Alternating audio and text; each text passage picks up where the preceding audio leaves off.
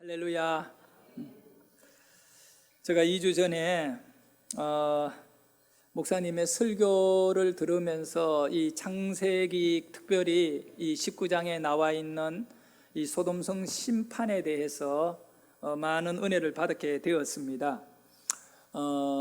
두 번을 나누어서 설교를 하려고 합니다. 다음 주에는 이 소돔이 망했을 때에 롯의 가족이 그 피한 성이 있어요. 그 이름이 소알성이라고 하는데 그 성에 관련된 말씀을 가지고 설교를 할 것이고, 오늘은 그 전에 일어난 소돔성이 멸망받고 롯의 가정이 그 성을 빠져나오는 가운데 일어난 불행한 한 사건을 통해서 우리가 이 코로나의 큰 위험 앞에 저희 모두가 고통을 받고 있는데, 이럴 때 어떻게 우리가 믿음으로 살아야 되는지의 교훈을 얻고자 합니다. 오늘 설교의 제목은 코로나19 구명보트 타자입니다.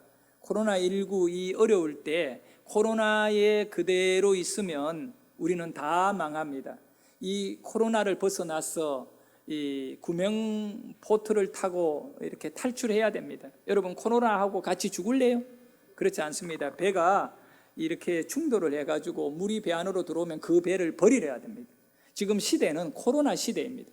이 힘들고 어려운 이 코로나의 위기 속에서 우리 교회는, 성도는 믿음으로, 또 우리 나라도 마찬가지입니다. 이 코로나19로부터 구명보트를 타고 도망가야 됩니다. 그럼 우리가 타야 될 구명보트가 뭔지, 이 구명정이 무엇인지, 이 구명보트를 우리가 확인해 보자는 것이 오늘 말씀의 가장 중요한 요지이기도 합니다. 지금을 가리켜 코로나 위기 시대라고 말합니다. 이 위기에 분명히 많은 사람들이 쓰러질 것이고 심지어 죽기도 합니다. 경제적으로도 많이 어렵습니다. 위기는 고난입니다. 이 고난이 위기이기 때문에 사람들은 이 위기를 만나게 되면 매우 힘들어하게 되어 있는 것이 당연하지요. 그러나 여러분, 고난은 우리를 깨워주는, 더 성숙하게 만들어주는 좋은 그런 훈련의 그런 과정이기도 한 것을 알게 됩니다. 그래서 우리는 이 코로나를 무조건 나쁜 것으로만 보지 말고, 매우 힘들고 어렵습니다. 예배도 제대로 드릴 수 없는 어려움에 우리가 지금 겪고 있는 이 문제들을 통해 가지고 이 코로나를 통한, 하나님이 우리에게 이 코로나를 역사 속에 허락해 주셨는데, 이 코로나를 통해가 개인이나 교회나 또 국가적으로 이 나라도 매우 성숙해질 수 있는 계기를 삼아야 된다는 것입니다. 그렇지 아니하고 그냥 코로나 속에 징징대다가 우리는 아무것도 하지 않고 망하면 안 되잖아요. 사람들은 간혹 이런 말을 합니다. 위기는 기회이다고 말합니다. 그러나 아무나에게 위기가 기회가 되는 건 아니잖아요. 틀린 말이 아닙니다. 위기는 어떤 사람에게는 기회가 될 수도 있습니다. 지금 이 코로나19 어떻게 보면 큰 위기입니다. 그런데 이 코로나19 가운데에 교회적으로 위기입니다. 하지만 이 위기를 어떻게 해야 기회가 됩니까? 간단합니다. 이 환난과 고통 속에, 고난 속에 정신을 차리고 우리를 점검하고 우리의 이 단점과 약함을 보강할 수 있는 그런 자세가 우리에게 있다면 우리는 충분히 이 코로나는 기회가 될 것입니다. 우리 고은옥 사모가 한 달 보름 전에 이 허리가 아파서 병원에 가니까 이대로 두면 안 되고 무조건 수술을 해야 된다는 식으로 나왔습니다. 그렇게 해서 시술을 받았습니다. 시술하고 한 4일 가까이 병원에 머물렀는데요. 그러고 나니까 수술비가 생각 외로 엄청 많이 나오더라고요. 한 700만 원. 깜짝 놀랐습니다. 여러분, 허리 아프지 마세요. 집안에 기둥뿌리 뽑아야 됩니다. 그래가지고 뭐 이렇게 많이 나오느냐, 의사들이 의료비를 측정하는 거지 환자가 측정하는 건 아니니까 할 말이 없습니다. 이렇게 저렇게 해가지고 이제 보험으로 한 300만 원 가까이가 우리가 내야 될 돈이 나왔습니다. 그런데 기쁜 소식이 들렸습니다. 이 300만 원 중에 90%를 보험으로 처리해 준다라고 하는 그런 소식을 듣게 되었습니다. 그래서 퇴원 이후에 이 모든 서류를 접수시키고 바로 이제 보험료를 돌려받았습니다. 그것이 한 보름 전의 일입니다. 가만히 생각해 보니까 나는 우리 가족들이 아프면 병원에 가서 치료하면 의료보험에서 대다수는 지출해 주잖아요. 그래서 내가 내야 될 때는 많아봤자 100만 원이고 암 걸려도 그럴 거라고 생각했는데 그게 아닌 거예요. 그래서 정신을 차리고 제가 이제 실제적으로 우리 가족들의 주민번호를 다 입력해서 보험 상황을 살펴봤습니다. 여러분도 마찬가지일 겁니다. 개개인의 그 정보를 갖고 내가 어떤 보험에 들어있는지를 살피면 그거를 알 수가 있습니다. 보니까 우리 아이들이 실비보험이 없더라고요. 암보험도 없는 거는 뻔하고, 그래서 내가 아직 어리고 청년이고 그다음에 청소년이다 보니 쟤들이 병날 일이 있겠나 이런 생각을 했는데, 우리 사모가 이렇게 병원에 들어갔다 나오니까 이게 아닌 거예요. 그 위기를 지나면서 이 보험을 드는 게 좋겠다 생각하고 이제 우리 아이들의 이 실비보험을 들고 또 암보험을 들고 그래가지고 5개를 들게 된 것입니다. 물론 돈이 많이 나가니까 우리 아이들 보험은 내가 다 내야 되니까 이게 참 저에게는 쉽지 않은 일인데 일단 들었어요. 들었는데 들고 난 다음에 일주일 2주일도 채 안 지났어요. 근데 여명이가 갑자기 가슴을 아파하면서 아빠 병원에 가서 자기 심장 상태를 확인해 달래요. 그래서 지난 토요일 날 한림대 응급실에 들어가서 급하게 이렇게 치료를 했는데 응급실에서 나온 치료비만 300만 원이에요. 그러니까 여러분 응급실에 가지 마세요. 비쌉니다. 거기서 바로 막 가슴에다가 이렇게 구멍을 뚫고 그 안쪽에 이렇게 하더니 응급실은 바로 결제를 해야 되더라고요. 또 보니까 카드 달라니까 카드 주니까 이렇게 알아가 처리를 하더라고요. 그래서 이제 올라갔습니다. 병실에 올라가서 치료하고 상당한 수술, 그 이후에 또 수술을 했으니까 상당한 진료비가 나왔는데 이거 과연 보험이 되겠는가? 그래 어떤 분은 얘기합니다. 3개월 안에는 보험이 잘 안 된다 그렇게 얘기를 하더라고요. 그런가 싶었는데 그 보험회사에 집사님을 통해 가지고 들었기 때문에 물어봤습니다. 집사님 그거 확인해 달라고. 그러니까 접수를 시켰습니다.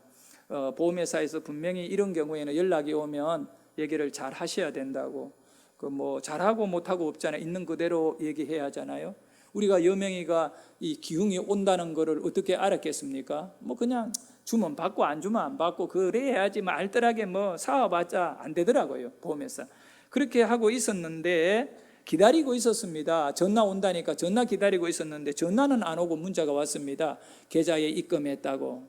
그래서 몇백만 원 되는 이 돈이 그대로 이렇게 입금이 된 것은 이 보험이 정당하다라고 인정을 받은 거잖아요. 그래서 제가 왜 이 얘기를 합니까? 내가 보험 받아가 부자 된 거 아니거든요. 낸 돈을 돌려주는데 90%니까 내가 10% 손해봤습니다. 그 여명이한테 나중에 크면 10%를 돌려받아야지요. 근데 위기라고 하는 것이 본인에게 있어 돌아보면서 깨닫게 되는 과정으로 삼는다면 기회가 되는 거죠.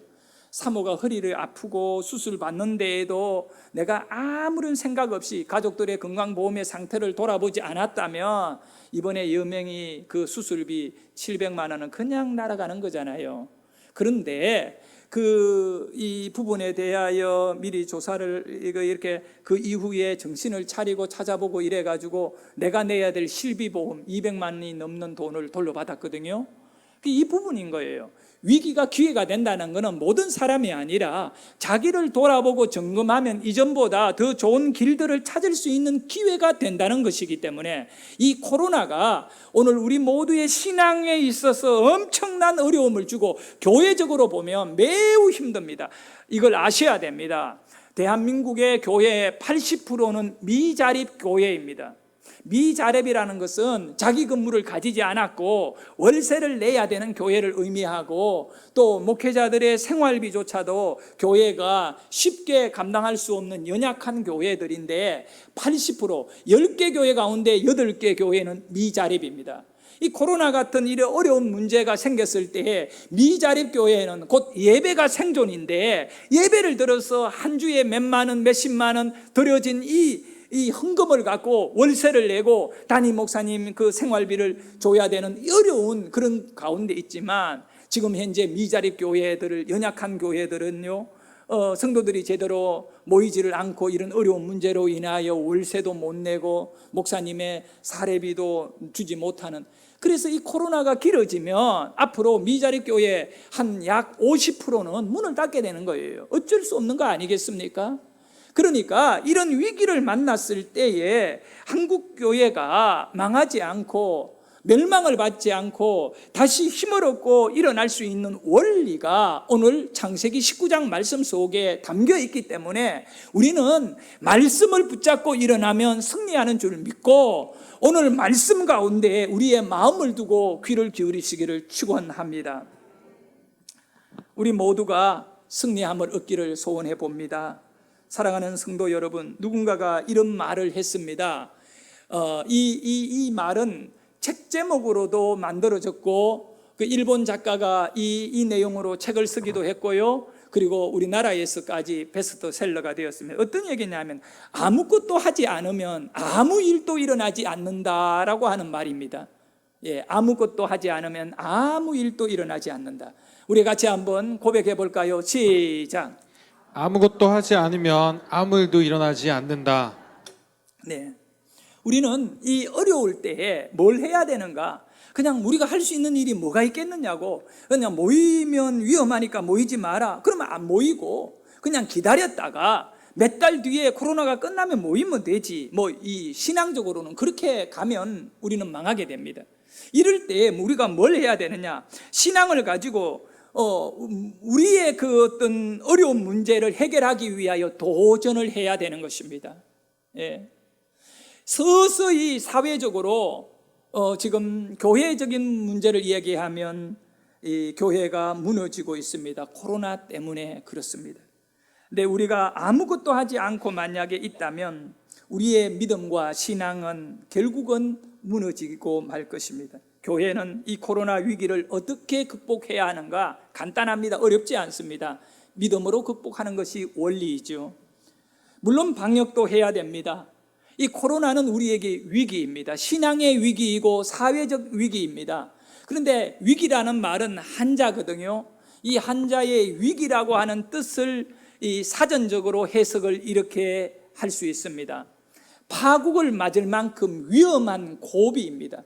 여러분, 이 고비라는 말의 의미를 느낄 수 있잖아요. 고비, 한 고비 넘겼다, 고비. 이 고비를 잘 넘기면 새로운 역사가 있지만, 이 고비, 파국이라는 말의 의미는 뭐냐면 나라가 망하는 것이에요. 위기는 그만큼 중요한 거죠. 그러니까 이 파국을 맞을 만큼 어려운 그 고비에서 정신을 차리고 점검하며 새로운 길을 찾아 아무것도 하지 말고 그냥 있는 것이 아니라 뭔가를 해야 한다라는 것으로 이 중심을 맞추고 노력하면 하나님은 우리에게 이 위기가 기회가 될 수 있도록 길을 열어 주시는 것입니다. 할렐루야. 그래서 성경적으로 이 위기는 어떻게 넘겨야 되느냐 말씀해 주고 있습니다. 이 성경의 귀를 기울일 때 바로 시편 50편 15절에 성도가 위기를 만났을 때, 환난을 만났을 때 어떻게 하라고 하시는가? 환난 날에 나를 부르라. 위기 때에 나를 부르라. 코로나19 때에 나를 부르라. 내가 너를 건지리니. 우리를 이 코로나에서 건져주시겠다는 겁니다. 어려운 직장을 건져주는 것이요, 예배가 어렵다면 교회를 건져주는 것이요, 내가 너를 건지리니. 그 다음에 말씀이 중요해요. 네가 하나님을 부르고 찾는 네가 나를 영화롭게 하리로다. 이 위기는요, 하나님을 영화롭게 하는 중요한 과정이 되는 것입니다.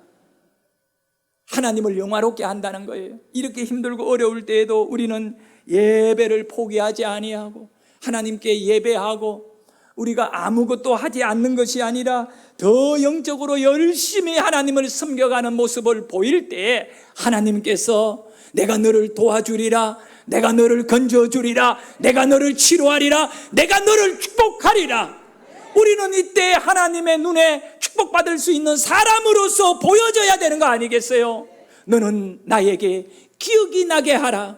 하나님, 코로나 때 나는 하나님을 향하여 나의 삶을 몸부림쳤습니다. 그냥 코로나에게 주동적으로 당하지 않았습니다. 그때 하나님이 나의 하나님임을 선포하였습니다. 이렇게 우리가 하나님 앞에 영적으로 정말 하나님을 찾는 자세, 이것이 오늘 코로나의 시대에는 모든 것을 힘들게 하는 거 아니에요. 이 힘든 시대에 우리는 다시 점검을 받아요. 그래서 저는 이 코로나는 우리에게 정말 독이 아니라 이거는 보약이기를 소원합니다.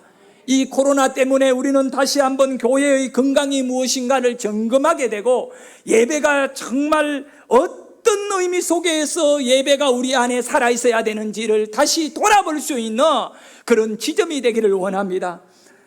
요나라고 하는 인물이 있습니다. 저의 별명이 요나입니다. 여러분은 저보고 요나라고 부르는 사람 아무도 없는데, 과거에 저 친구 라운기 목사는 저를 항상 요나라고 불렀습니다. 전화에서도 요나 전도사님 그러다가 나중에는 요나 목사님 그럽니다. 요즘은 이제 요나라는 말을 잘 안 하는데, 그때마다 나는 듣기가 싫었어요.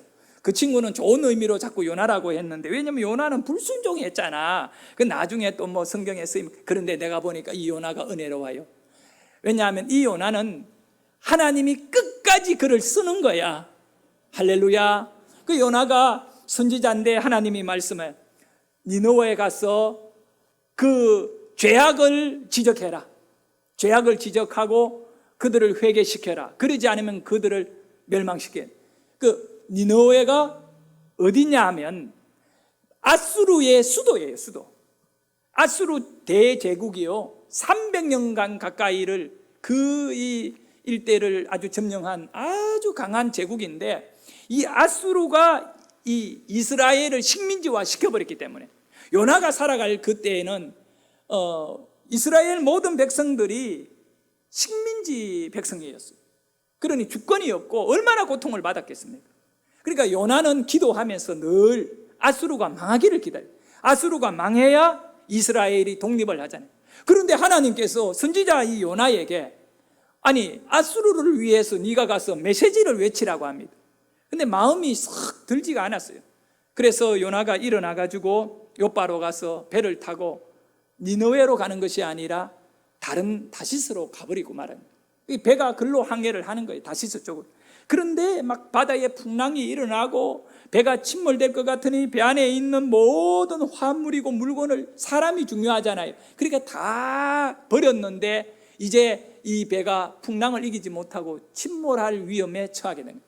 그때 사람들은 모여가 우리가 인간이 할 수 있는 일은 더 이상 없다 그러면서 의논하기를, 그러면 이 재앙이 누군가가, 우리 인간이 큰 죄를 지어가 신이 우리의 가는 길을 이렇게 막고 있을지 모르니까 제비를 뽑아보자 이래가지고 그 배 안에 탔던 모든 승객들이나 선원들을 가리지 않고 모든 사람의 이름을 적어낸 거예요. 그리고 그거에 있어서 한 사람을 딱 뽑았는데 누가 걸렸지요? 요나가 딱 걸린 거야.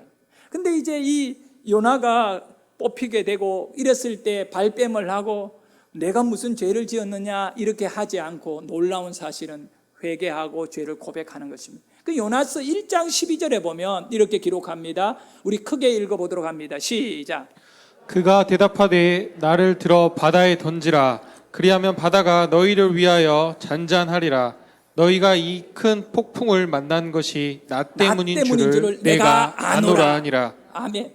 오늘날 교회 속에 이런 요나와 같이 회개할 줄 아는 사람이 있어야 합니다. 희생을 하잖아요. 나를 죽이라는 겁니다. 여러분, 바다에 던지라면 큰 물고기가 나를 기다리고 있다, 이거 알아요? 몰라요? 전혀 그렇지 않습니다. 요나는 자기의 죄를 깨닫는 겁니다. 그 죄가 뭡니까? 하나님의 말씀을 불순종하면 죽을 수 있다는 것을 깨닫는 것입니다. 그리고 나 때문에 모든 사람이 죽게 된다는 걸 깨닫고, 그래서 이제 더 이상 고집을 피울 수가 없고 회개하는 거예요. 나의 죄다, 나 때문에 그렇다, 나를 바다에 던지십시오. 그러면 당신들은 다 살 것입니다. 오늘 기독교인들이 이 자세가 있어야 돼요. 내 한 사람 살겠다고 그렇게 하면 안 돼요. 우리는 저 파도 속에 나를 던져라고 하는 하나님의 사람이 필요해요. 왜냐? 이 사람에게는 비록 불순종은 했지만 이 요나에게는 하나님의 메시지가 살아있는 거예요. 내가 불순종했다는 그 사실이 하나님의 메시지에 대하여 깨닫는 거잖아요. 오늘 우리가 살 수 있는 길이 뭡니까? 하나님의 말씀이 여러분의 가슴 속에 살아있으면 그 사람은 살아있는 거예요. 그래서 요나가 나를 바다에 던지래요. 요나가 이렇게 깨닫게 된 거는 무슨 이유입니까? 고난입니다. 요나가 탄 배가 순탄한 항해를 했다면 요나는 절대로 자기를 바다에 던져라라든가 내가 하나님의 말씀을 불순종해가 죄를 지었다든가 이런 일은 없을 겁니다. 어떤 의미 속에서 이 코로나19는요 여러분 하나님의 선한 메시지일 수 있어요. 여러분 개개인에게 말입니다. 그리고 우리 교회들에게 말입니다. 지금 이대로 가서는 서서히 망하거든요. 영적으로 완전히 망하게 되는. 그래서 다시 한번 깨워주잖아요. 내가 봐도 마찬가지야. 그 신천지 인간의 힘으로 건들 수 없었어요. 저기 이태원의 게이바에서 일어난 그 문제가 2차 대유행을 만들게 돼요. 1차 대유행 신천지, 2차 대유행 바로 그 동성애를 하던 사람들의 그 게이바 5개가 터져버리면서 그들의 정체가 나타나는데 세상 언론은 그들에 대한 거는 말 안 하고 소수자들의 인권을 보호해야 되니까 절대로 동성애자들 바라고 말하면 안 된다고 언론이 치는데 국민일보 모 기자가 정확하게 동성애 그 자들의 모임에서 이런 일이 났다고 기사를 냈다가 기자니까 기자를 냈다가 그 국민일보 노동조합이 대자보를 붙여가 그 기자를 아주 매도해버린 너무 안타까운 시대에 이 코로나는 다른 것이 아니라 하나님 앞에 살아있는 자들에게 말씀을 찾아서 말씀대로 살기를 원하는 자들을 다시 한번 일으켜 세우는 하나님의 치료의 과정이 되어야 돼. 사랑하는 성도 여러분, 우리는 여기서 또 한 가지를 깨달아야 되는데 이제 오늘 창세기 19장 본문에 보면 하나님께서 롯이 살아가던 그 소돔성을 멸하게 되는 겁니다. 그런데 그 성이 멸해질 때 하나님이 그냥 그 성을 멸한 것이 아니라 미리 사인을 줬습니다. 미리 알려준 거예요. 누구에게? 아브라함에게. 아브라함에게 알려준 이유가 뭡니까? 그거 알고 네 마음에 준비해라. 네 조카 죽는다. 조카 가족들 다 죽으니까 마음에 좀 이렇게 예비해라. 암 환자가 말기암이에요. 치료가 불가능해요. 가족들에게 알려줍니다. 당신 가족 누구, 당신 조카 누구가 죽으니까 마음에 준비하세요. 이 준비입니까?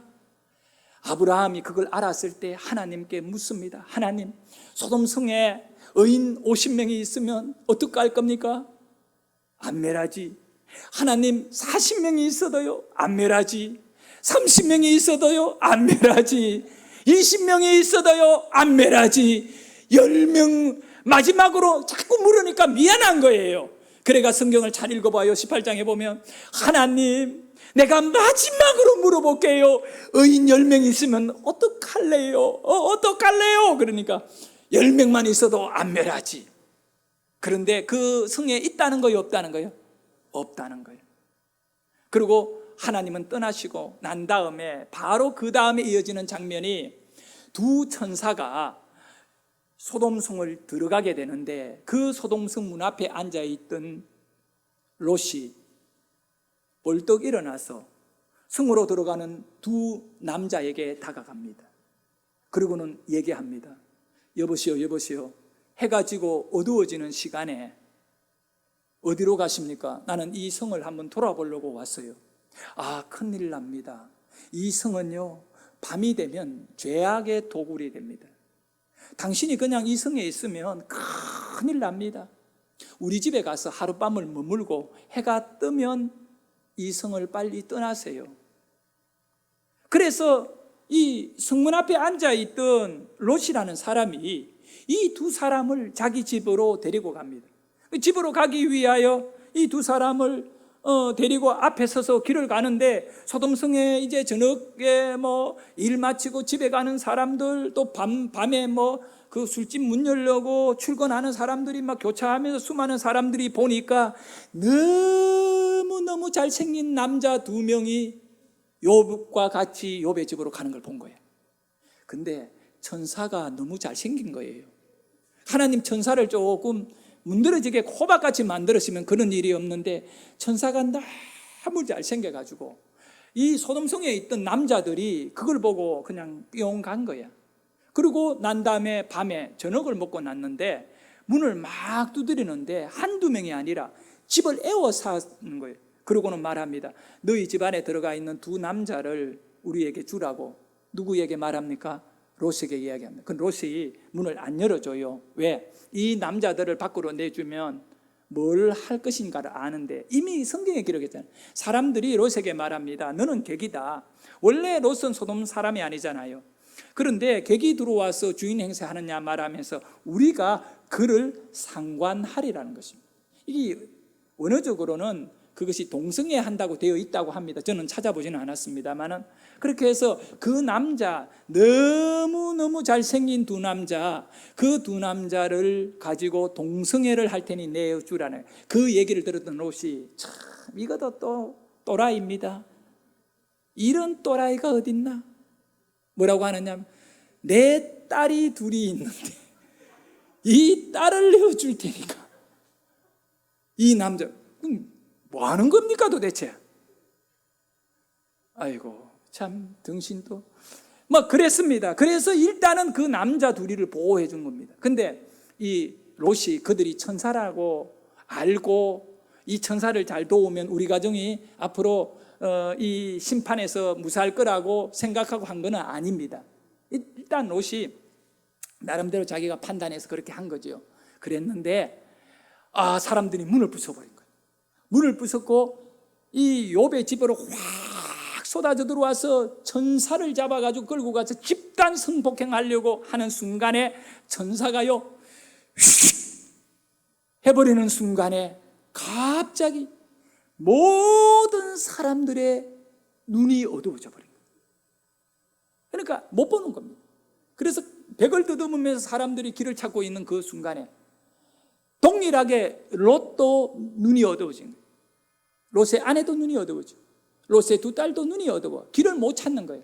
그때 하나님이 왜 두 명의 천사를 보내느냐 이유를 알겠더라고요. 두 명의 천사도 사람하고 똑같이 생겼거든요. 그러니까 손이 두 개가 있어요. 그래서 한 손에 롯을 딱 잡는 거예요. 또 한 손에 롯 아내를 잡는 거예요.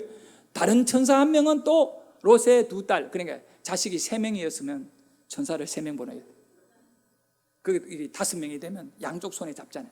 그래서 천사 둘이 그 롯의 가족 4명 양쪽 손에 딱 잡고 성을 빠져나가는 거예요. 네? 성을 빠져서 성 밖으로 나가는 거지요. 무사히 살아남게 된 거예요. 코로나에서 살아남듯이 살아남는데 문제는 나는 이걸 봅니다. 이 코로나가 문제가 아닌 거예요. 코로나 이후에 교회가 어떻게 될 것이며 예배가 어떻게 될 것이며 예배에 대한 성도들의 생각이 어떻게 될 것이고 이 문제이거든요. 코로나는 지납니다.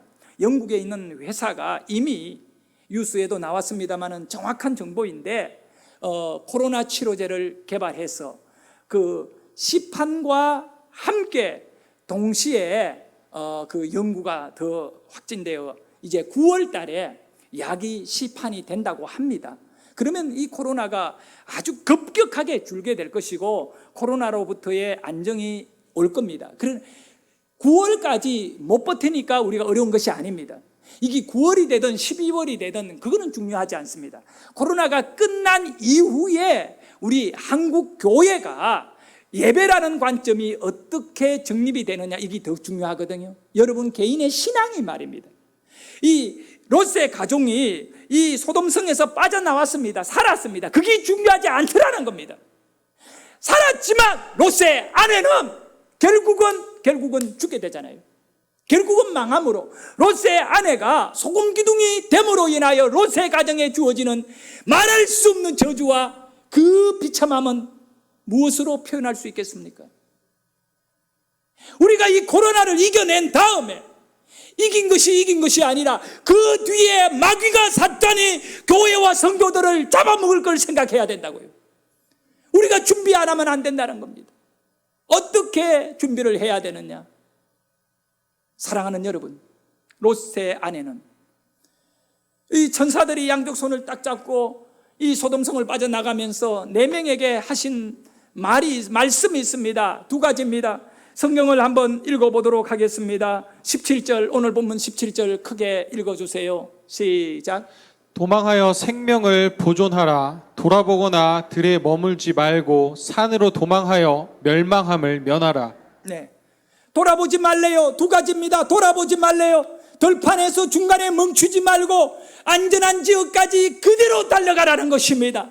그런데 롯의 아내는 달리다가 갑자기 고개를 뒤로 제꼈습니다. 고개를 돌아보았습니다. 저 뒤에 무슨 일이 일어나는가? 도대체 어떤 그때 눈을 잃어버리고 시력을 잃어버리고 사람들이 방황하는 모습을 본 이후로 성 밖으로 나오면 눈이 열려졌는데 그들이 뒤를 돌아보고 싶은 유혹과 세상에 대한 미련이 남아있던 롯의 아내가 고개를 돌렸던 것입니다. 제가 이 설교를 준비하며 의자에 앉아서 고개를 한 10번도 돌아봤는데 저는 소금이 안 되더라고요. 여러분이 고개를 돌리는 것이 100번이고 1000번이고 고개 많이 돌리면 디스코 올지 모르겠지만 이 고개를 돌린다고 저주가 옵니까? 그런데 왜 이런 일이 일어납니까? 하나님의 말씀이 고개를 돌리지 말라는 것입니다. 돌아보지 말라는 것입니다. 나에게 하나님의 말씀이 살아있다면 그 말씀이 허무맹랑한 이야기일 수 있습니다. 고개 돌리는 거 이게 뭐가 문제냐? 그렇게 단순히 생각할 수 있겠지만 그건 아닌 겁니다. 하나님의 말씀은 말씀인 겁니다. 이 롯의 아내는 하나님의 말씀을 던져버린 것입니다. 이 하나님의 말씀을 무시한 거죠. 여러분, 별것 아닌 것 같이 보이잖아요. 고개 한번 돌리는 거. 아이, 하나님이 그런다고. 그런데 말씀대로 고개를 돌리는 순간에 롯의 아내는 소금 기둥이 되었습니다. 그런데 너무 놀라운 사실이 있습니다. 똑같은 시간에 똑같은 장소를 바라본 또 다른 남자 한 명이 있습니다. 그런데 그 사람은 멀쩡합니다. 그가 누구냐 하면 아브라함입니다. 27절과 28절에 보면 아브라함이 그곳을 바라보고 있다고 말합니다. 우리 같이 한번 읽어봅니다. 시작. 아브라함이 그 아침에 일찍이 일어나 여호와 앞에 서 있던 곳에 이르러 소돔과 고모라와 그 온 지역을 향하여 눈을 들어 연기가 옹기 가마의 연기같이 치솟음을 보았더라. 그렇습니다. 이 아브라함도 그 불타고 유황불이 내려가 비같이 내려서 멸망받는 그 성을 오랫동안 바라보았지만 아무런 일이 일어나지 않았잖아요. 그런데 여자는 바라보면 소금 기둥이 되고 남자는 바라보면 안 됩니까? 그런 것과는 아무 상관이 없어요. 어떻게 해서 롯의 아내인 이 사람은 바라보아서 소금 기둥이 되고 하나님 너무 불공평하지 않습니까? 우리가 이렇게 말할 수도 있는데 여러분 이걸 아셔야 돼요. 아브라함은 그 소돔성을 바라보는 눈이 어떤 눈인지 아세요? 이미 하루 전날 하나님이 아브라함에게 알려줬습니다. 소돔성을 내가 멸할 것이다. 그 이후로 아브라함의 마음이 속이 타잖아요. 그냥 내 조카 뭐 죽든 말든 이놈의 자식 세상에 빠져가 그냥 뒤져라 하고 있겠습니까? 아니잖아요.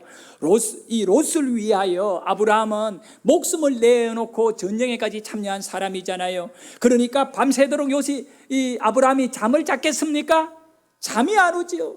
그러니까 새벽 일찍이 일어나가지고 그 성을 봤다는 밤을 새워 소돔을 위하여 중보 기도한 것입니다. 하나님, 내 조카 롯이 사는 성입니다. 그 성에 누가 뭐 있기 때문에가 중요한 것이 아니라 내 조카가 있기 때문입니다.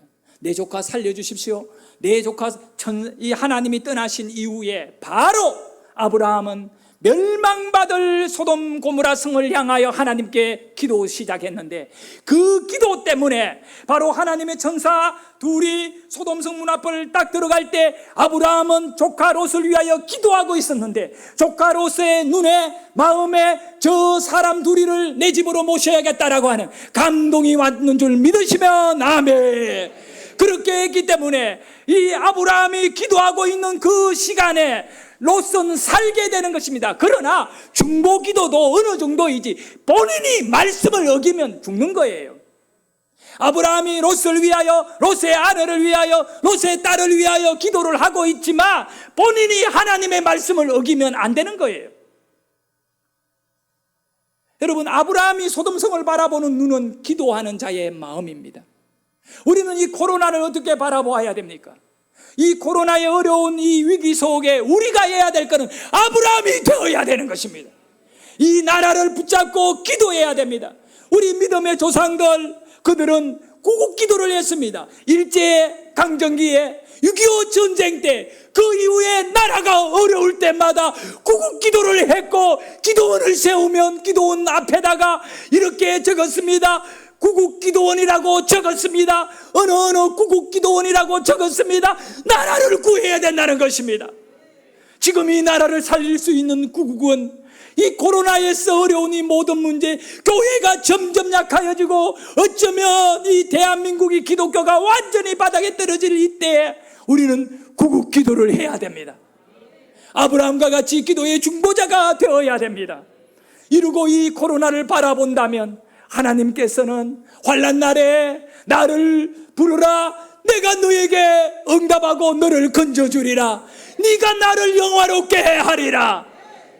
말씀의 제목이 코로나19 구명보트를 타라입니다. 여러분, 이 코로나19에 우리의 신앙이 그대로 같이 안 망하기를 원합니다. 구명보트를 타야 됩니다. 그 구명보트가 뭐냐? 기도인 것입니다. 우리는 기도회에 빠지지 말아야 됩니다. 오늘 저녁 5시에 은혜의 문 집회가 바로 코로나19를 이겨내는 구명보트이고 아브라함의 기도의 자리라고 믿으시며 두 손 들어 아멘. 그 기도의 자리에 여러분이 살기를 원합니다. 여러분, 기도한 사람과 안 한 사람의 차이가 나중에 일어날 것입니다. 우리 한국교회가 80%가 앞으로 20년 30년 안에 문을 닫게 되는데 이거를 알고 있다면 여러분이 기도해야 되는 겁니다. 기도하면 하나님이 영광을 받으십니다. 기도하겠습니다.